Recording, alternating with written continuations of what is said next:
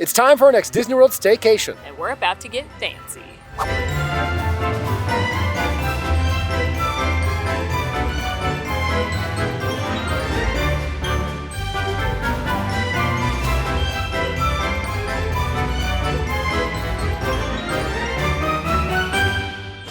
Hey there, Mam fam. We are here at Disney's Grand Floridian Resort and Spa. Today we are checking into Disney's most expensive hotel for our next staycation, and we're bringing you with us as we explore everything this resort has to offer, from recently renovated rooms to signature dining. I think it's going to be a grand time. Ooh. Big thank you to our friends at DVC Rental Store for sponsoring today's adventure. Our room at the Grand Floridian Villas was nearly half off of what it would be rack rate. And we'll talk about that more once we get into our room, which isn't quite ready yet. So we're gonna do some eating and some exploring of the main lobby. Ugh. It smells so good coming into this lobby. It's unbelievable how good this lobby smells. And it's recently gone under some refurbishments. There's still some exterior refurbishments happening, but it's just classically stunning in here with the gorgeous Victorian style architecture. You've got the big chandeliers, which are supposed to represent pineapples, which are a symbol of welcome and hospitality, especially here in Florida. You've got the big bird cages, which actually at one point had birds in them. And still, all I can think about is the time that Jesse Katsopoulos commandeered this piano so that he could play forever for Aunt Becky. For the times we're apart, here's a kiss. This lobby genuinely makes me a little teary when I come in here. I haven't been here in a while, and it's just so beautiful and, for lack of a better word, grand walking in here that I'm so excited we're getting to stay here tonight. And when we say the fanciest resort, we mean it. It is definitely the most elegant of the Disney resorts. It's thought of to be the creme de la creme when it comes to deluxe resorts, and it's usually the most expensive as well. A standard room with the least exciting view, so usually the least expensive room you can get here will start around $824 during value season and run all the way up to around $1,350 during peak season. And it only goes up from there when you talk about bigger rooms, better views, club level, and suites. Hey, Alan. What's up? If every word I said could make you laugh, I'd talk forever. Am I getting Uncle Jesse'd right now? Yeah. It's nice, right? So nice. We are here in the springtime, so there's the Grand Cottage here in the lobby where the Grand Floridian is offering what they're calling spring eggs. And a lot of them have been decorated to look very cool, but we're gonna take a closer look at those here in just a bit. But this might have to be a spot where we pick up a treat later. But speaking of treats, we are headed to pick up our lunch from Gasparilla Island Grill, the quick service location here at the Grand Floridian. I've just got to say, on our little jaunt over to Gasparilla Grill, we're just walking through the grounds of the Grand Floridian. I think just the overall Victorian look and how this entire place is built and how the grounds are managed is just beautiful. Now, Gasparilla Island Grill is open for breakfast, lunch, and dinner and offers a variety of sandwiches, salads, and flatbreads. They are also known for their incredibly decadent desserts that have a seasonal rotation as well. So while they have their standard offerings, some of them, right now, are spring and Easter themed. And it's also worth noting that for the coffee hounds in your party, there is a full coffee bar here. So for people like Molly, picked up our haul from Gasparilla. Of course, I got the aforementioned Shaky Jamaica. So excited that they have that here. And then I also grabbed one of their flatbreads, a side of their mac and cheese, which is well known as being delicious. And then Alan also got this blackened chicken sandwich. This is the broccoli and roasted tomato flatbread. It's got roasted garlic, mozzarella, broccoli, fire roasted tomatoes, and ricotta on house-made dough. And while y'all probably know I'm not usually a fan of quick service pizza at Walt Disney World, I figured if anybody can change that, it's the Grand. And then again, I had to get some of their house specialty house-made mac and cheese. You can get a big full serving of it, or you can get a little side of it. And in the past, when I've tried it, it's been delightful, and I'm excited to try it again. All right, this looks pretty promising. I love the big chunks of ricotta on it.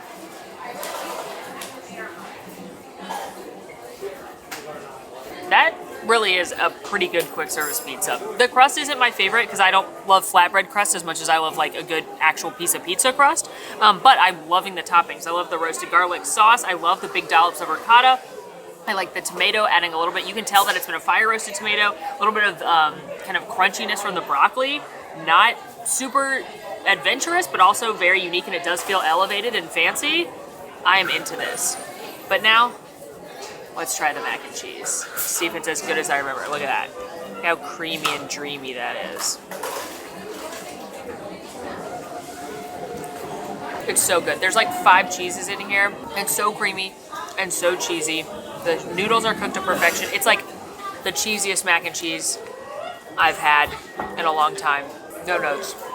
Delicious. And I picked up the blackened chicken sandwich. This is blackened chicken, pepper jack cheese, and coleslaw on a brioche bun, and I got chips on the side. You could get fries if you so desired, but I wanted to go with the house-made chips. All right, let's dig in. Okay, first of all, the chicken is very tasty. Seasoned incredibly well, very peppery. It's not gonna be anything that is going to blow you out of the water spice-wise, but I can tell that there is a peppery heat to that. The coleslaw is a nice little acidic bite on the side. This is just an above-average chicken sandwich from a quick-service restaurant, and I'm not mad at it. They've clearly elevated a chicken sandwich.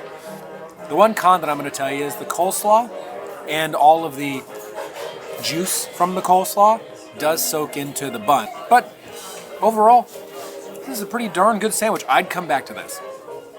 Back outside after a lovely little lunch at Gasparilla. And note there is outdoor seating for the restaurant as well. I think that's a pretty good quick service restaurant. I actually think it's better than Contempo Cafe, which I don't know that I would have said prior to us reviewing both of them so close together. Just wanted to point out that right over there past this building right here, that is the entrance to your walkway to the Magic Kingdom, which is of course a huge perk of staying here. The only way to get closer to Magic Kingdom is to stay at the Contemporary, but it's a lovely like 10, 12 minute stroll right over to the park, which you can see across the way. You can also see the monorail driving by right there. There is a monorail station inside the main lobby if you don't feel like walking. You are going to be the first stop on the way to the Magic Kingdom, so it's here to Magic Kingdom, but keep in mind on the way home, it's going to stop at the Contemporary, the Transportation Ticket Center, Polynesian, and then the Grand Floridian. So on the way home, it's a little bit longer of a journey, but there are also boats. There are boats that track between here and the Polynesian and the Magic Kingdom, so that's often a little bit faster if you can grab one of those. And the boats are a nice leisurely way to get between the park and here as well. Or the Polynesian. If you want to walk to the Polynesian, you can. It's right next door. Depending on where you are on property, maybe like a 10-minute walk, or you can take the boat. Speaking of walking about and getting from place to place, it should be noticed that the Grand Floridian Resort is rather sprawling, so you could have a bit of a jaunt to get from your room to the main lobby or other amenities like the boat transportation. Now, if you book a preferred room, you'll be close to some of those amenities, but the distance is something to keep in mind. Now, as we continue our stroll about, we're going to scope out the main pool here, which is the courtyard pool. This is your biggest pool, your family pool, where they're going to do the different activities. You've got a zero entry as well as your people soup situation here off to the side. This is also where... That's what it is. That's what it is.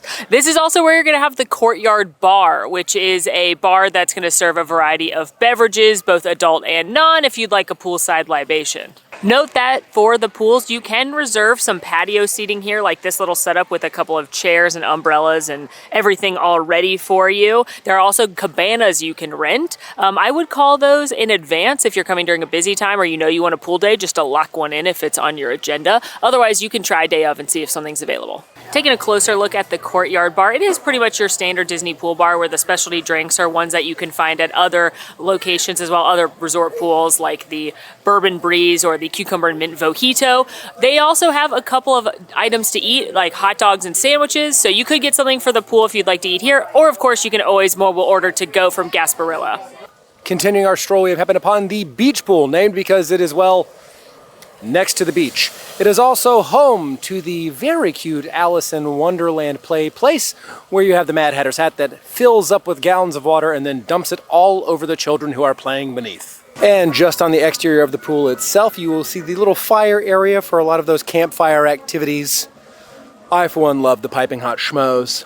And here is the main beaches pool, again with the zero entry, a nice little water feature, water slide and bridge going across, as well as some nice cabanas available for rent.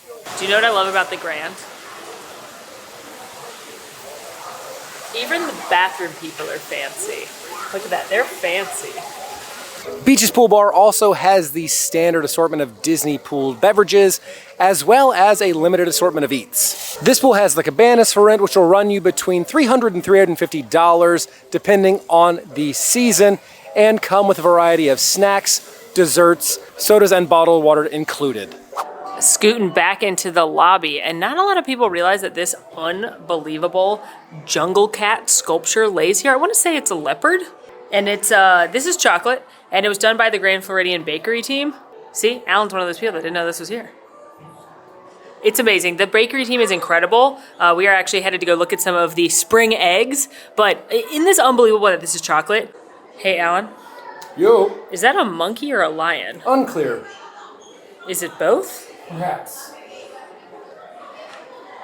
Probably my favorite detail at the Grand, however, is the tile work around the lobby. So in different entryways, the elevator landings, different levels, you'll see different characters. So like here we've got Peter Pan and the Darling children flying off to Neverland. Here outside of the lobby elevator, you've got Cinderella and Prince Charming. Here, when you first walk in, you've got the GF for Grand Floridian, but then you also have the Fab Five peppered in throughout the design. You've got Pluto right here in the center, Mickey in the bottom right up here. You've got number one duck, Donald. Yuck! You've got Goofy. And then in the bottom left, you've got, of course, Miss Minnie Mouse. Continuing our tour of floors, over by the main elevator bay here in the lobby, you've got Miss Tinkerbell. So if you were worried about where she was in the Peter Pan tiles, she's right here. Ooh, the pianist is here now. Do you think he knows forever?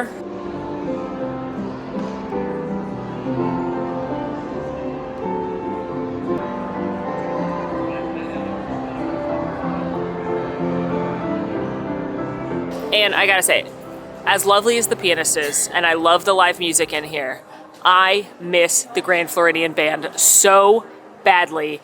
They did not come back after COVID, or they came back for a little bit and then left again. And they used to play right here down on the first floor, but if the cottage was here or the gingerbread house was here, they'd play up on the second floor. Or when the Enchanted Rose got refurbished, then they played over in the corner over there. And the Grand Floridian Band, like getting a cocktail and listening to them and watching people dance was like truly, truly magical.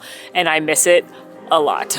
And speaking of things I miss at the Grand Floridian, they never brought back the tea that they hosted here at the Garden View Lounge. There was a fancy princess tea with Aurora, but there was also a very, honestly, surprisingly reasonable priced tea that you could do that came with sandwiches, and you could upgrade to have champagne. And it was like a lovely, very fancy experience that made me feel just grand, I have to say. And I really hope they bring it back at some point. But knowing that this is where the tea used to take place, it's fitting to know that the tile characters right here are Mrs. Potts, the Enchanted Rose, and on the other side here, Chip. The pianist is playing a medley for Mary Poppins, and he just did Feed the Birds, which that song always gets me because that was Walt Disney's favorite song, and he used to have the Sherman Brothers come to his office every week. They're the musicians who wrote it, and many, many other Disney songs. He used to have them come to his office every Friday to play it for him. And so when I think of that song, I think of Walt Disney, and like, we're here, and it's a lot right now. Here's another one of the chocolate sculptures that this one's usually here, or it's moved around the lobby a little bit, but it is beautiful. Fairy Godmother, Cinderella, and the castle. And then you've got all the detail with all the pumpkins and the pathway leading up to it. It's absolutely stunning. But speaking of stunning work by the bakery team, I think it's time to check out some of these excellent pieces of art behind us. Now this beautiful spring egg work is something that is done every year this time of year, and this spot is also home to the incredible gingerbread house at the Christmas season. Now we're going to point out some of our favorites. I'm going to go ahead and start with these two right here, which we have Onward, incredible, as well as Yzma as Cat from The Emperor's New Groove. Is that my voice? Is that my voice? Oh well. This one is stunning as well. It's got a working clock, the flower faces, Alice, the White Rabbit. The detail on this one is unbelievable. This is not my favorite Disney movie by far, but whoa. They also have little profiles of the creators of the cake on the team. This is made by Yachty, who had apparently made a Rolex cake once before, so bringing that talent here to make this is, I mean, wow. Oh, look, hidden Mickey. In the gears. Oh, and the doorknob and the car. There's so much detail on this one. Look at the little drink me. Oh, how do you feel about the terrifying baby faces in the flowers? You know, if I had drunk whatever Alice had drank, I probably would see them too. That's, uh-huh. So we just met the aforementioned Yachty, who made the Alice in Wonderland egg and is now painting one of the eggs on display, sort of doing it in live and in living color out here in the lobby. One of the other bakery artists made this Pixar egg and sketched out 50 different Pixar characters, and now Yachty is helping him paint them. How long do they take you? Alice in Wonderland was 43 hours. Beauty and the Beast was 60. Oh my god. But they live year after year? Like, Yes, we replace it. okay, so you need to This is make the it. last year of Alice. Okay. And it's gonna be replaced with a new one. How many years can it live for?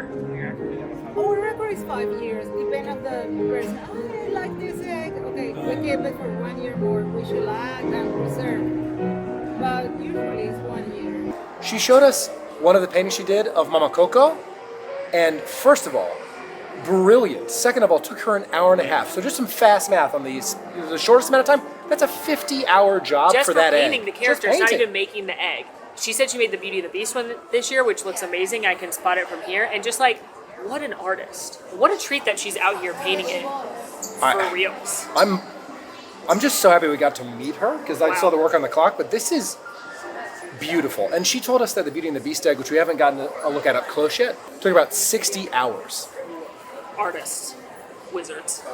Truly. And here we have the Sword and the Stone egg, which is, I love this movie, so I'm so happy to see it here. You have, of course, you have Merlin and Wart, or Arthur, but you also have all of the different representations of them throughout the film. So the squirrel's up on top there, the fish that they travel as here on the bottom, and then I'm assuming if we come around to the back side of the egg, or the front side, I'm not sure, front, back, we have the great wizard battle between Merlin and Madame Mim and all the different animals that they shapeshift into. And of course the dragon that Mim transforms into that really is she violates the rules of the Wizard's Duel that they set forward at the start, but you know what? Neither here nor there. Also, shout out to this one that's lighting up. It's Mickey and Minnie's Runaway Railway, and they even added the decoration of the tile with the handprints in the front. Amazing. Okay, this one is pretty amazing as well. It's concept art. Like, they are showing the sketches from the original animators as they would be drawn as concept art with their notes and then adding in the full character too. How dare you? I didn't. You know what, Trisha? It's a beautiful work of art. But I prefer the Scar egg.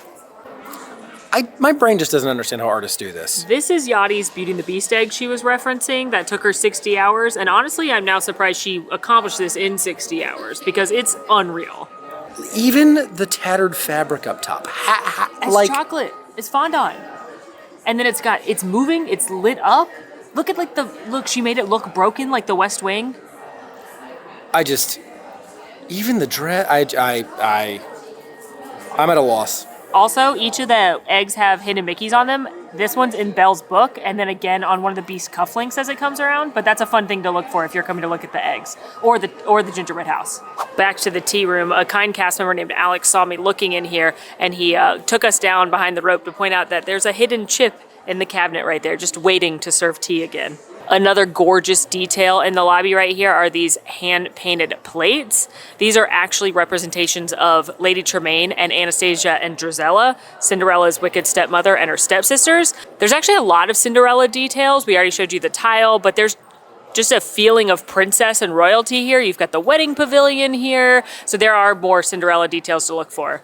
Another detail Alex pointed out to us, though, is in this bird cage right here. It was imported from Spain, and he did confirm there used to be live birds in here. I vaguely remember this, but there's actually dragons carved into it because this resort opened in 1988, which was the year of the dragon. Grabbed a treat from the cottage, and they have a lot of classic Disney treats, like a really cute Mickey Rice Krispie treat, except for it was Fruity Pebbles, which I was intrigued by. They had like a cake pop and different things. They had a giant egg full of jelly beans, but we decided to go for the hot cross bun.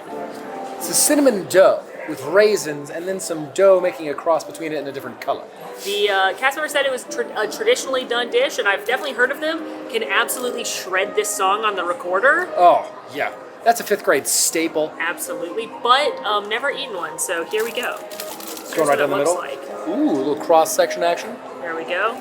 Here you go. Oh, okay. Cheers. Oh, it's glazed. It tastes like a cinnamon raisin bagel. Very bready. I wish I had cream cheese. It's good though. Or like a guava butter. I don't like guava. Or like a sweet butter. Honey butter. Ooh, yeah. This is very good though. It's not super sweet. And while these aren't available year-round, I love when they have the displays here in the lobby, either this or the Christmas display, because it's just an added extra layer of fun and elegance while you're here. Popping into the first of many merchandise shops here in the Grand Floridian lobby. The first is Curiouser Clothiers, which, as the name would suggest, is a clothing shop. I know, surprised everyone. Now here they have some exclusive Grand Floridian items, as well as some other higher-end clothiers like Lily Pulitzer and Sir Tommy Bahama. Take my eyes, but not the shirt. I think against all odds I've improved it. This is a missed joke for anyone that knows True. Taking a little closer look at some of the Grand Floridian exclusive items. You've got bath towels, a purse, this very cute teacup tea set. Look at this little cup and saucer and teapot, a Loungefly mini backpack, a Loungefly crossbody, scarf, robe, tote, ears, wallet, Enchanted Rose t-shirt, that's the lounge upstairs, we'll be headed there soon, Corksicle wine cup, Corksicle water bottle, Vineyard Vines zip up, Enchanted Rose wine cup, Vineyard Vines polo, trinket tray, Beauty and the Beast ornament, teacup Beauty and the Beast ornament, and one of my favorite designs Disney's done, these ornaments that look like different buildings, and if you flip it over, there's the characters. Look at Mickey and Minnie all dapper. They've also got some Disney jewelry, like they've got Pandora right here. And then here they have some of the other Disney fine jewelry, different necklaces and bracelets and rings. I really like that Walt Disney World script necklace in the back. They've also got Ray-Bans and Citizen watches. And this is my friendly reminder that if you have some kind of Disney discount, you can use it on these items, including like non-branded Ray-Bans. And just across the way, we have Sandy Cove Gifts and Sundries. Now in here you can pick up some of the standard sundry items that you might have forgotten at home, as well as some beverages, snacky type items, or adult beverages should you so desire. There is also a limited selection of Disney Vacation Club member merchandise, as well as a small selection of home goods. And tucked away here in a little corner no one would think to look, there are these beautiful, delicate little collections of seashells. And on the plaque here in the bottom, it explains that oftentimes sailors, who, while they were traveling very far from home for very long periods of time, would gather these seashells and build them into delicate little keepsakes to give to their loved ones back home. Working our way up to the second floor of the lobby, and this beautiful doily right here, this was actually owned by Lillian Disney, Walt's wife. There's also two in the front that are a little bit smaller, but I think that's so special that those are here in Walt Disney World. Also, Alex, the lovely cast member who showed us those details downstairs, pointed out that here, on the ironwork on this railing, it is an outline meant to look and resemble Cinderella's carriage. And if you take a peek at these incredible chandeliers here in the Grand Floridian, not only are they shaped like pineapples themselves, there are 44 lights on each, making the total lights 88. The year that the Grand Floridian opened, as Molly mentioned, 1988. What you looking at? I'm just exploring everything in detail. This painting was done in 1988, which is not old at all. People and things that were built in 1988 are still young and vibrant and full of life, all of us. But that feels oddly personal. This is a barber pole from 1900, and that is from 1890, which is... Whoa! More tile work to look at on the second floor. We have another Tinkerbell, again, right outside of the elevators. And then if you look at the main designs here, there are actually hidden Mickeys in the corner. And speaking of hidden Mickeys, Alex showed us one in the ceiling. If you look at the intersections there, they're almost carriage-like, and towards the center, it makes hidden Mickeys on each of them. Right here on the second story, you also have a Bippity Boppity Boutique, which has not reopened since the Panini, but what has reopened, one of my favorite places, is right next door. There is a Basin store. This is Basin White, and they are known for their beautiful handmade soaps, bath bombs, and other treat-yourself luxuriating items. It smells so good in here. I love the bath salts. I love the mini bath bombs that you get to load your own tube up with. I love their chapstick. They have a bunch of Disney collab things. The soap is probably my favorite though. They also have a basement store at Disney Springs, but I think it's very special for one to be one here at the Grand. All the soaps are so cute and they've got different smells, but look at the little Mickeys and things on them. I think these are really fun and a little bit different of a take home. Right outside Basin on the second level entrance in from the monorail station, you've got another tile piece here. Again, it's your beautiful Fab 5 piece, similar to the one downstairs. And again, I just kind of breezed over it. But right out here on the second story, that is your monorail station. And last but certainly not least, we have M Mouse Mercantile, which is filled with all of the other sort of standard park and resort merchandise. It has the 2024 or the annual collection, as well as some kids items and toys, as well as some other more general merchandise. Also up on the second floor are some of the signature dining and lounge options, but we'll be back for those a bit later. However, right now, our room is ready, so that is where we are headed. What do you think that is, Malls? I think it is a deluxe home for rodents. Close, it's a squirrel cage. Not the rodents I was thinking, but look, yeah, they could go out here, and then they could live in their little house that is like a castle, not a penitentiary. Yes, even though it looks like a mix of both. But yeah, this is a squirrel cage from 1890, and I guess owning squirrels was all the rage in the year 1890. Taking a short jaunt over to the Villas building here, which has its own little bay lobby, as we are staying again in the DVC section of the resort. Anybody can stay here though, even if you're not a Disney Vacation Club member, like we are not. This is also the same way you would go if you were headed to the spa. They have a full spa here at the Grand Floridian. I've been, it's lovely. They've got tennis courts, basketball courts, and a health club over this way too. So this is what we mean when we say this resort is sprawling.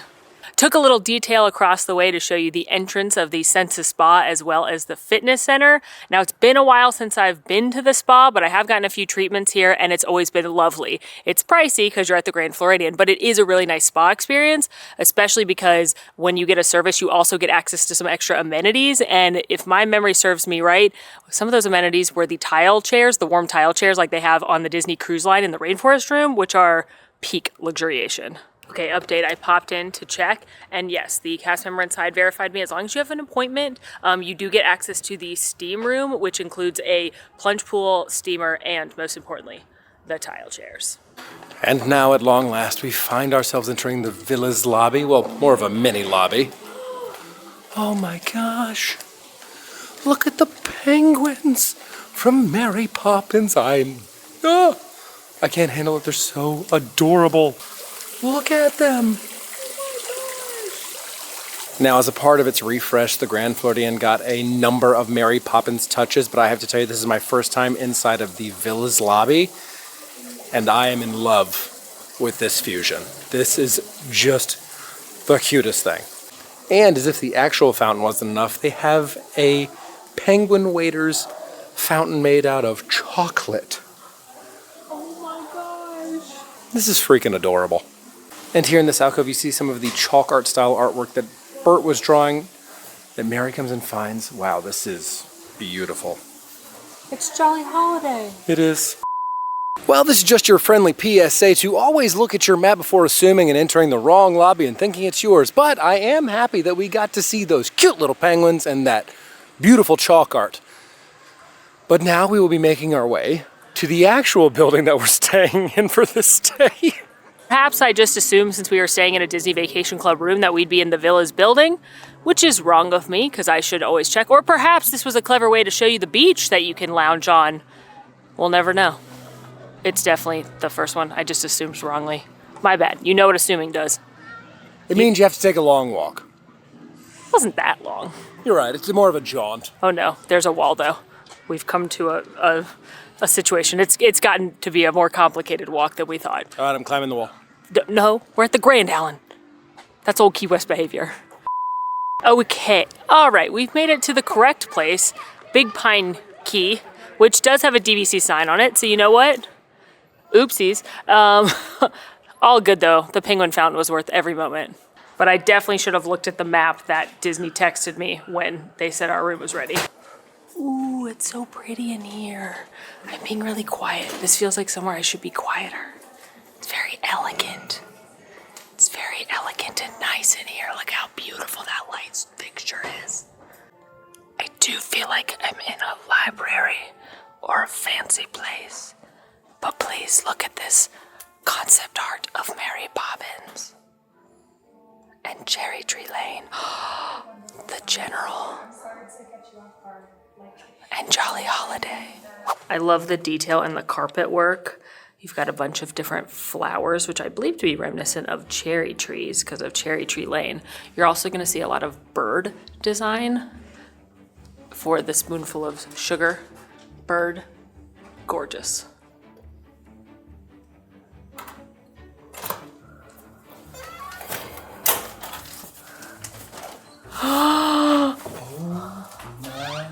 Gosh. It's so beautiful. Oh, wow. Wow.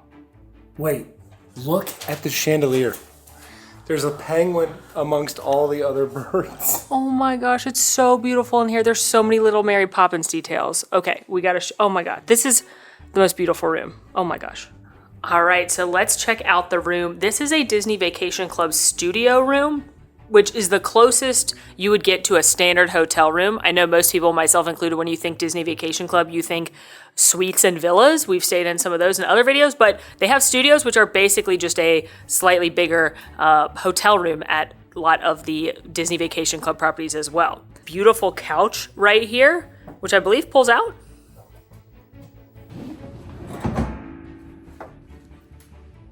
Bed. So this can actually sleep 5. Do you fit You know what? I do. comfortably? No. But I think I could fit, and if you're a kid, you could definitely fit. Kid So approved. another place to sleep there. You can sleep 5. Also, over the couch right here, you have some beautiful Mary Poppins artwork of her flying into Cherry Tree Lane. You've got the houses over here. You've even got some of the ship of part of Admiral Boom's house. Over this way, we have our 2 queen-size beds. How does this rate for you? Pretty darn comfy. I give this one a 9. Ooh. Also, there's little Mary Poppins details everywhere. I love in these accent pillows here. Polly the umbrella and the penguins. Coming out this way to our patio. You can see the pool area, great view of the wedding chapel and the Polynesian. And an Alan just vibing. Back inside, you can really tell that these rooms have been upgraded within the last few years because they have a lot of just little things that make them really nice. For starters, you've got reading lights on every side of the bed. You've got a lot of outlets on the outsides of the beds. They've got little countertop things. So if you are sleeping there, you can put your phone. There's lots of plugs everywhere, which I really appreciate. I also love this detail on the lamp here on the bedside table. When you turn it on, you can see the lampshade a little bit better. And there's, once again, Polly. Here you have the closet with a couple of robes, extra bedding, hangers, luggage rack. And again, this is a DVC room, so it's not gonna have everything that you'd have in the bigger DVC rooms, but you do have a few more amenities like a microwave that you wouldn't have in a regular room. On the other side of the closet, you've got your safe steamer, and I assume this is our hair dryer. Oh, that's pretty good. I'm gonna give that one an 8 because it's got the attachment and it looks pretty powerful. It's a big hair dryer, so we like that one. Speaking of the microwave, there she is atop the little coffee bar area here. In this drawer, you've got all of your coffee accoutrement. Also right here, we have our mini fridge, and it appears to be an actual mini fridge, not just a beverage cooler.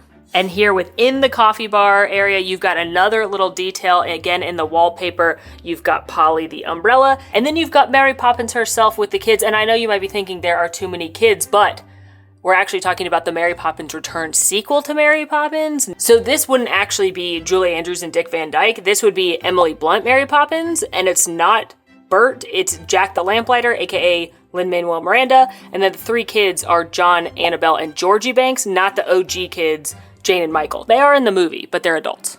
Also wanted to quickly highlight that there is tons of storage under the beds.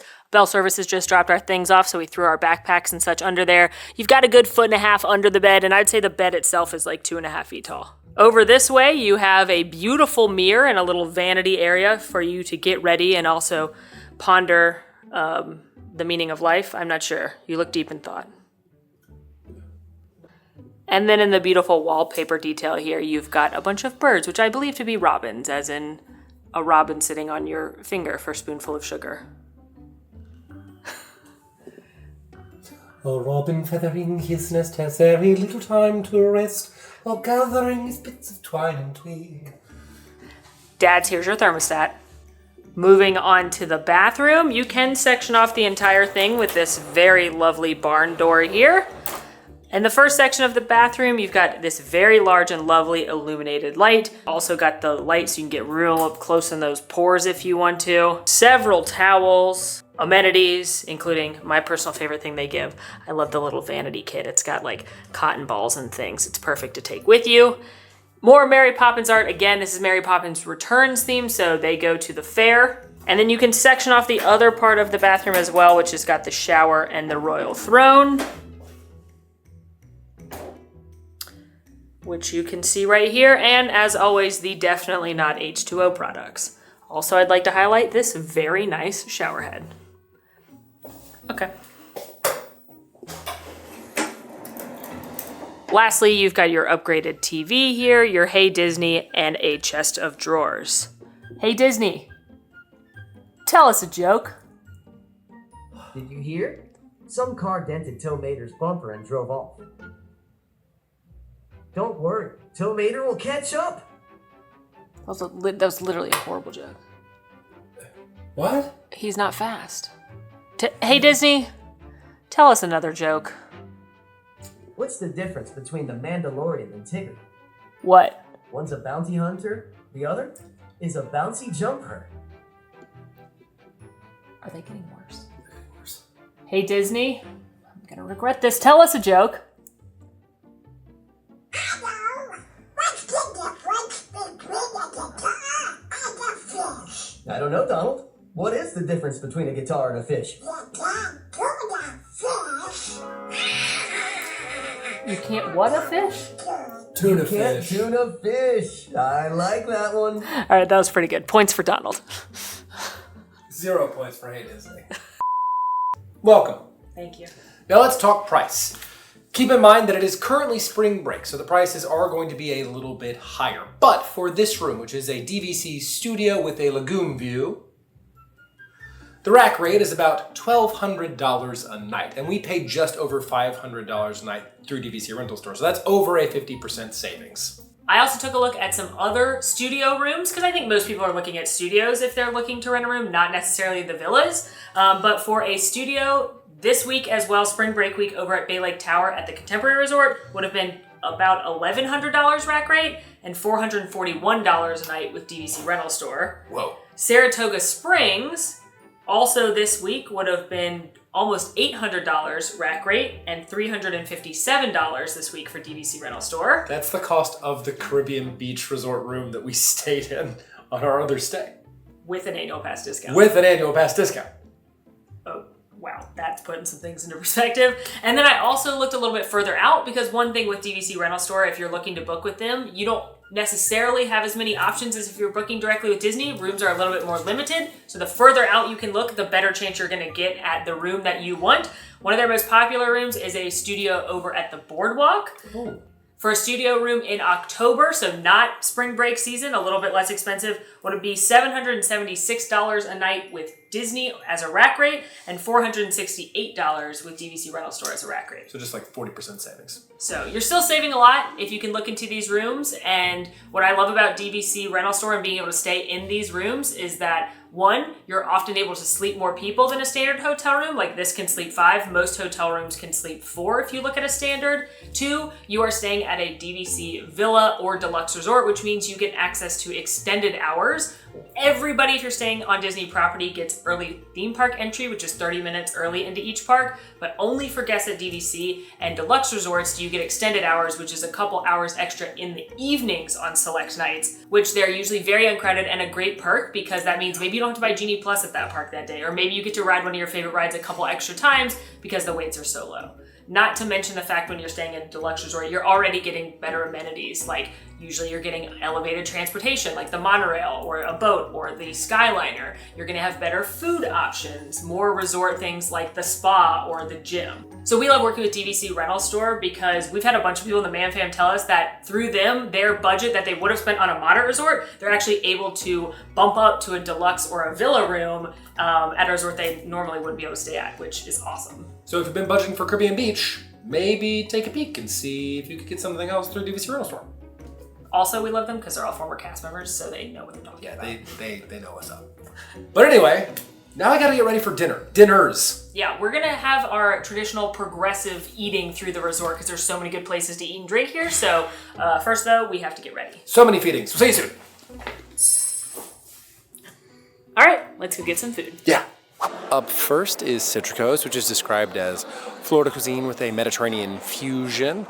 We do not have a reservation, so we are hoping to sit at the lounge. Now, Citrico's is next to Victoria and Albert's, which is the absolute fanciest dining experience here on Disney property. We're going to be saving that for our bucket list series. Citrico's is considered signature dining, which means it is an elevated experience and as such does have a dress code. Now you can check the Disney site for more details on what exactly that means, but basically it means no t-shirts, no swim trunks, and open-toed shoes for men. Wear a collared shirt, dress, just look nice, be fancy. Citrico's is a stunning restaurant, and I should point out this whole front area here, as well as the bar, is available first come, first serve for that lounge seating, and you can order anything off the full menu if you'd like, or you can just do drinks or appetizers or what have you.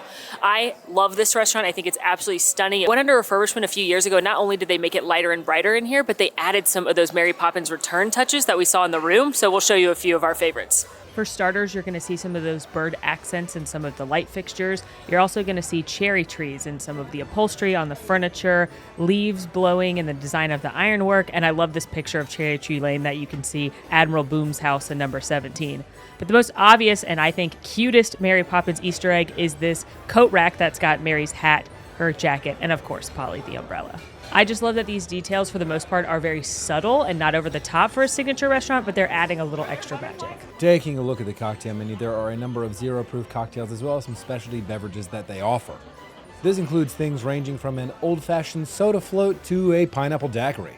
I picked up the 1806 Old Fashioned, which is made with Whistle Pig 10-year rye, Del Maguey Vida Mezcal, and house-made orange reduction. I really enjoyed this, and I think it might have been my favorite drink of the evening. I love rye whiskey, and this was nice and had a good cinnamon bite to it. And I also like that while you think it might be mezcal forward, all they did was really spritz mezcal over top of the drink, so it was just smoky enough that you knew it was there.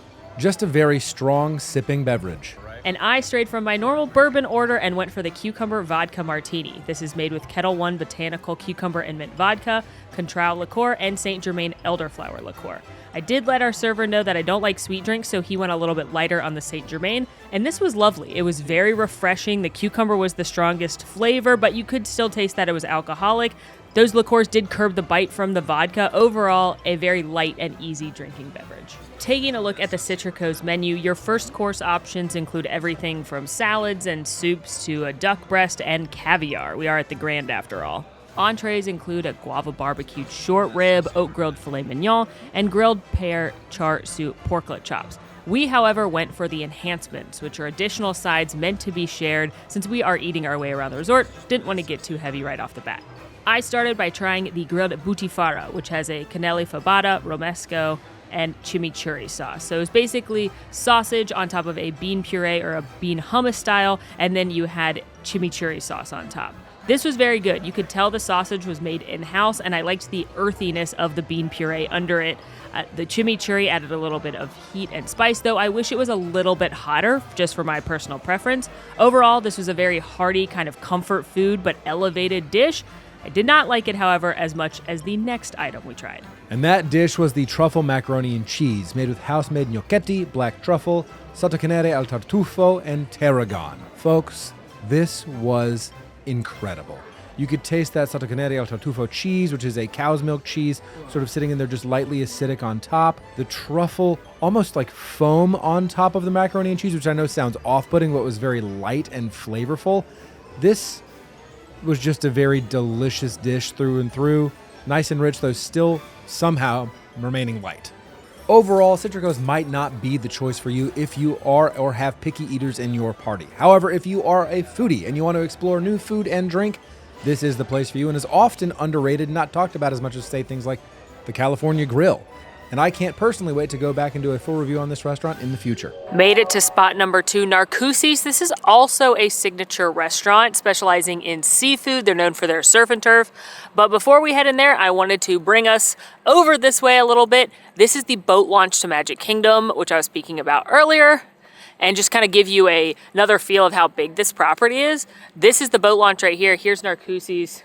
That building all the way over there in the distance. That's the main building where we were just at Citrico's. Now, we're not actually eating at Narcoossee's tonight. It is one of the most popular restaurants in Disney World. Reservations book up pretty early in advance, and we are saving it so we can experience the full thing when we're not trying to visit multiple places for an upcoming Worth It episode, so stay tuned for that.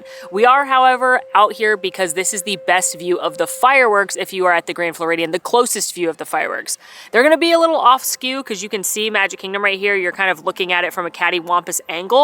The best lineup is to be outside Gasparilla Grill where you're looking dead onto the castle, but you're gonna be really close out here and from this balcony, and that's what we were here to do. So we're gonna get just a couple drinks and enjoy the balcony at Narcoossee's, and again, we'll be back for another video very soon. Okay, we have picked up our beverages to go from Narcoossee's and are now in the beautiful little viewing area here at the little porch with the Magic Kingdom in the distance. We picked up the old... The boat is very excited for the cocktails. The boat is incredibly excited. Molly has picked up the Old Fashioned, which is made with Old Forester bourbon, Cavassier very special cognac, rosemary and aromatic bitters, and I have picked up... VS special. Is that what very special is? VS means VS is very special. Well, I'm learning things. Okay. And I have picked up the Paper Plane made with Widow Jane 10-year straight bourbon whiskey, Amaro, Nonino, Aperol liqueur, and fresh lemon juice. And it's tough to think, wow, cheersing yourself. Boop. There's no tables out here. Absolutely. You're a table. Hey! All that said, it's tough to think of a better view to have some cocktails with. Cheers.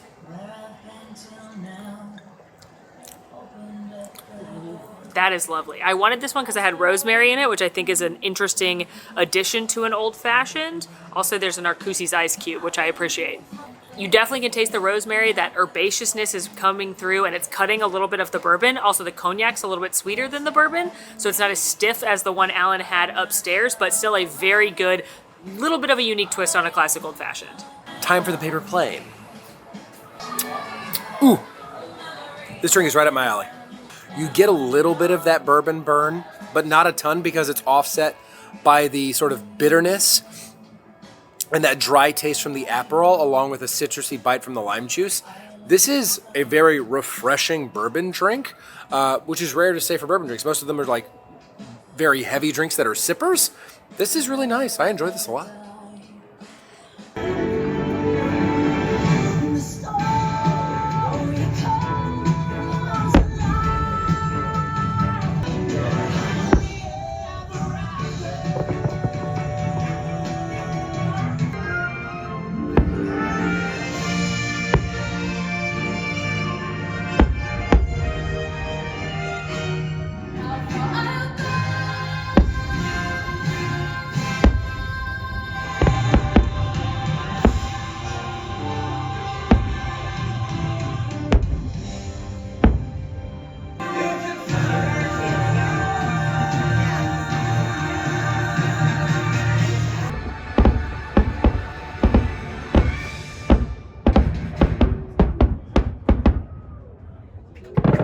Well, that was just a great experience. That was lovely. It's not like a perfectly lined up shot like as if you were on Main Street, but you can really see the scale of how big some of those fireworks are. They piped the music in. It was lovely. And then we got to experience the wonder and pageantry of the electric water pageant.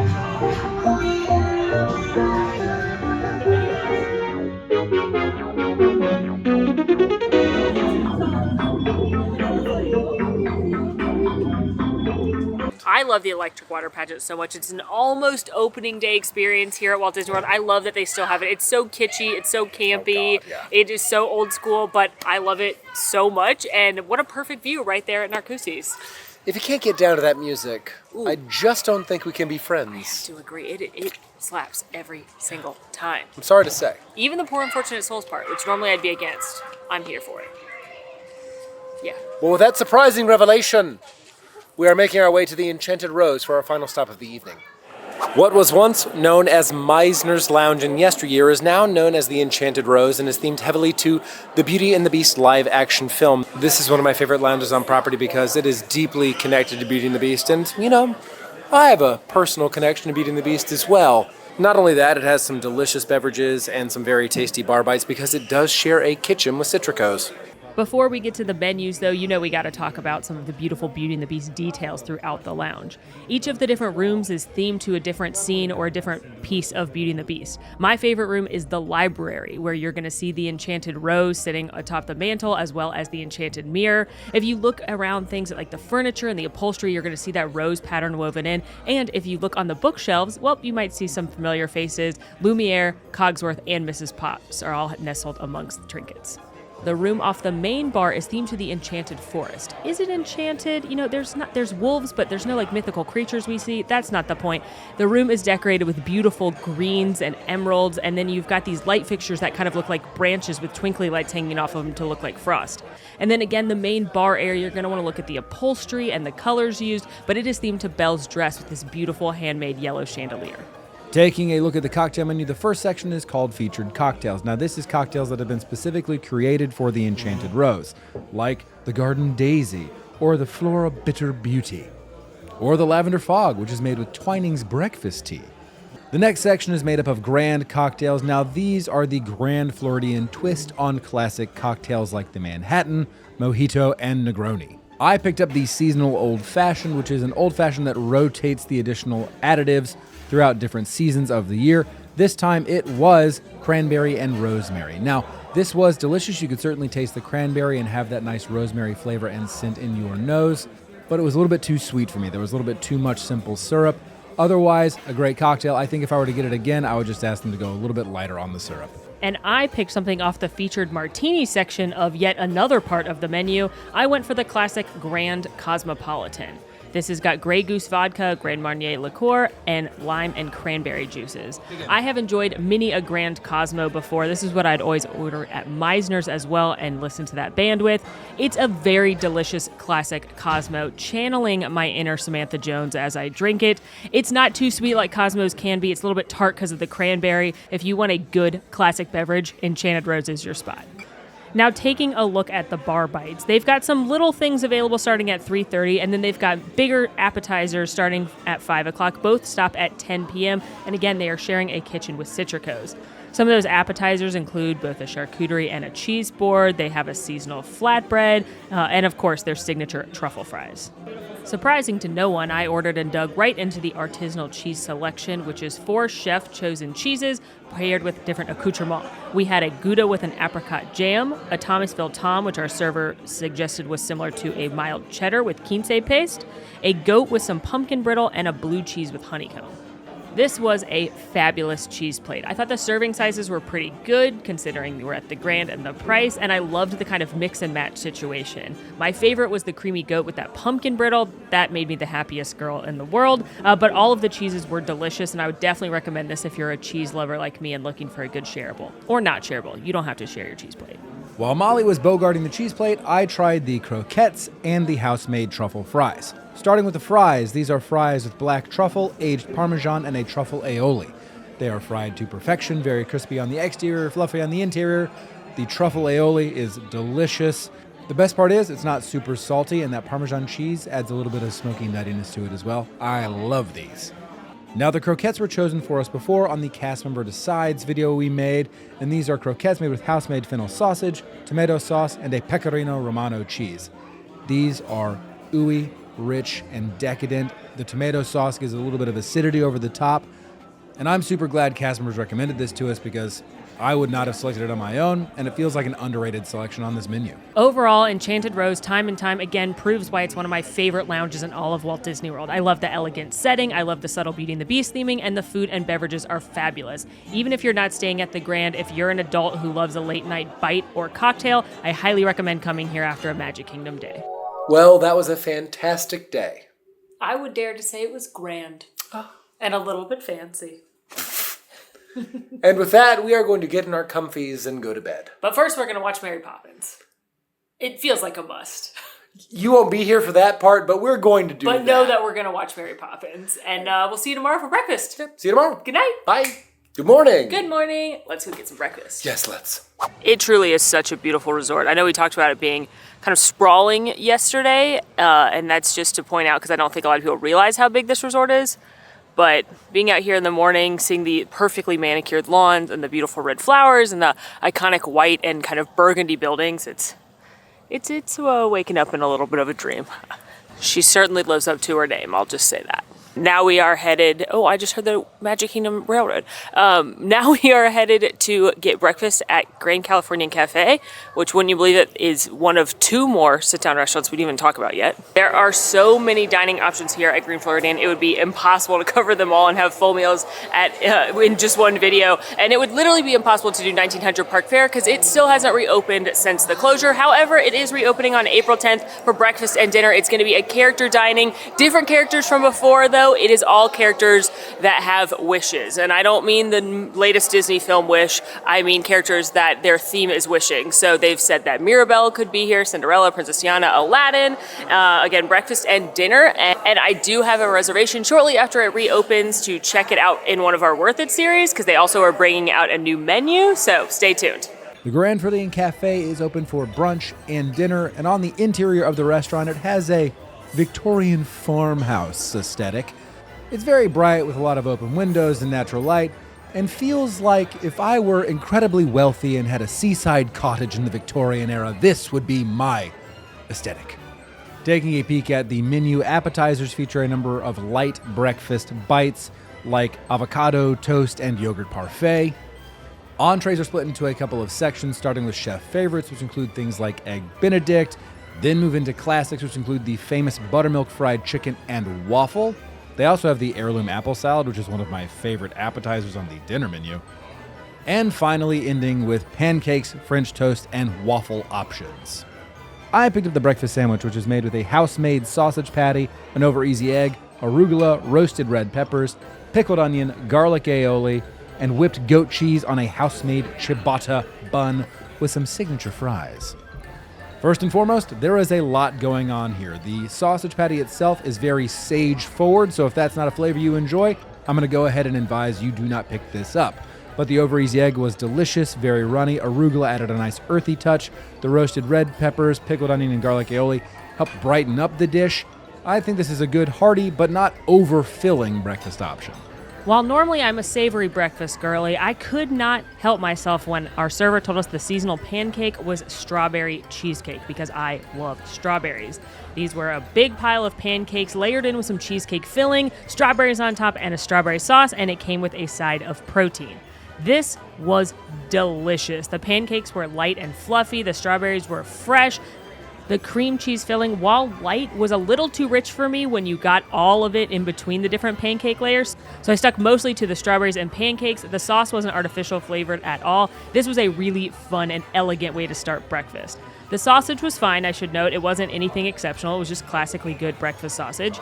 Now, what I will say is while this dish was really fun, I do think the best thing on their brunch menu is the buttermilk fried chicken and waffle. It is a signature dish here. It's got light, crispy chicken up top a big waffle. You can't beat that, so if you're only going here once or it's your first time, that's my recommendation.